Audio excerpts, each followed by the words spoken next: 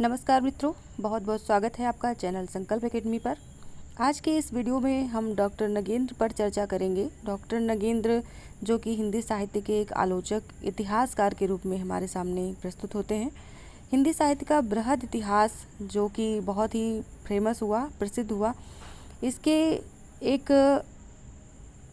कह सकते हैं खंबे की तरह, स्तंभ की तरह इन्होंने काम किया। 10 भाग इन्होंने प्रकाशित किए, फिर रीति काव्य की भूमिका को प्रकाशित किया। चलिए इनके बारे में पूरी जानकारी आपको देते हैं।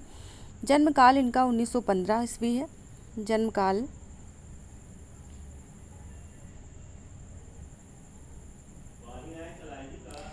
काल है 1915। मृत्यु काल यानी कि मृत्यु हुई 27 अक्टूबर 1999 में। रचनाएं हैं हिंदी साहित्य का बृहद इतिहास जो कि 10 भाग में प्रकाशित हुआ 1973 ईस्वी। हिंदी साहित्य का इतिहास। तीसरा है रीति काव्य की भूमिका। ये इनके ग्रंथ हैं। इसके बाद काल विभाजन, इनके द्वारा भी संपूर्ण हिंदी साहित्य इतिहास को 4 प्रधान कालखंडों में बांटा गया। 4 प्रधान कालखंड कौन कौन से थे? पहला तो आदिकाल, दूसरा भक्तिकाल, तीसरा रीतिकाल, चौथा आधुनिक काल। आदिकाल की जो समय सीमा इन्होंने मानी वो मानी 7वीं शताब्दी से 14वीं शताब्दी तक, और भक्तिकाल की मानी है 14वीं शताब्दी से 17वीं शताब्दी। रीतिकाल की मानी है 17वीं शताब्दी से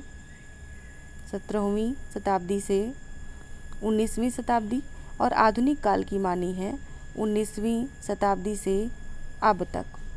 तो इस तरह से इन्होंने 4 काल को बांटा है, यानी कि 4 भागों में आधुनिक काल को भी बांटा है। इसके बारे में भी आगे बात करेंगे।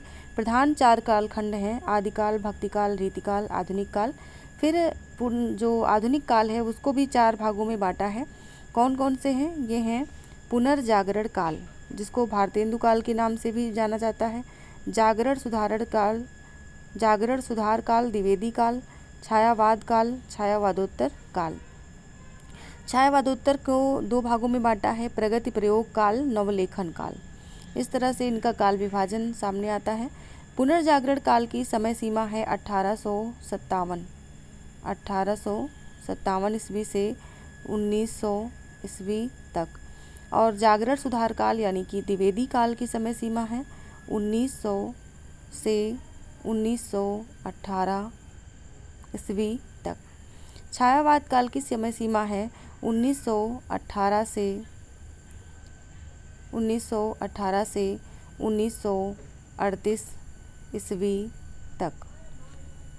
छायावादोत्तर काल को 2 भागों में बांटा गया है।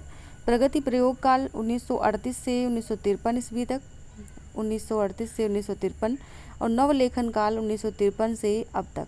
तो इस तरह से डॉक्टर नगेंद्र के बारे में हमने बात की।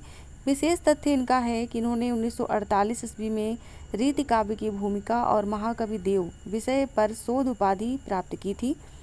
महाकवि देव, रीति काव्य की भूमिका और महाकवि देव टॉपिक था जिस पर इन्होंने शोध उपाधि प्राप्त की थी। तो ये रही डॉक्टर नगेंद्र के बारे में विशेष चर्चा। साथ ही हम नई सीरीज शुरू करने वाले हैं जिसमें कि हम पूरे कोर्स को कवर करेंगे, टीजीटी, पीजीटी, नेट, जेआरएफ, जिसके बारे में राजस्थान की जो वैकेंसी आई है, आज ही आई है, 6000 वैकेंसी है। तो उसके लिए भी हिंदी की काफ़ी पद हैं उसमें। तो जो लोग भी जुड़ना चाहते हैं लाइव सेशन में आकर के जुड़े, निःशुल्क है, कोई भी चार्ज आपसे नहीं लिया जाएगा।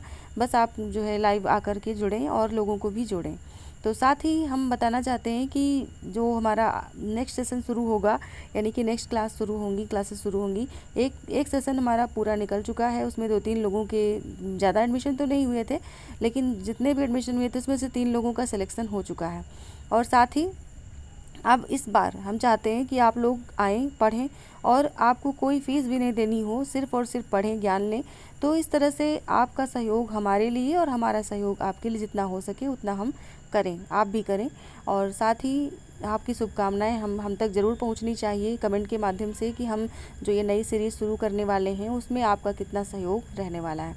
अभी हम एक वीडियो डाल देंगे जिसमें कि हम आपको थोड़ा सा अवगत करा देंगे कि हम पूरे टॉपिक में क्या क्या पढ़ाने वाले हैं। तो उन सब पर चर्चा करेंगे। जैसे कि आदिकाल की बात करें तो उस पर क्या क्या चीज़ें आपके एग्ज़ाम में आने वाली हैं, उन सब चीज़ों पर डिस्कस करेंगे। फ़िलहाल इस वीडियो को आप ज़्यादा से ज़्यादा शेयर करें और अपने सुझाव हम तक ज़रूर पहुँचाएँ।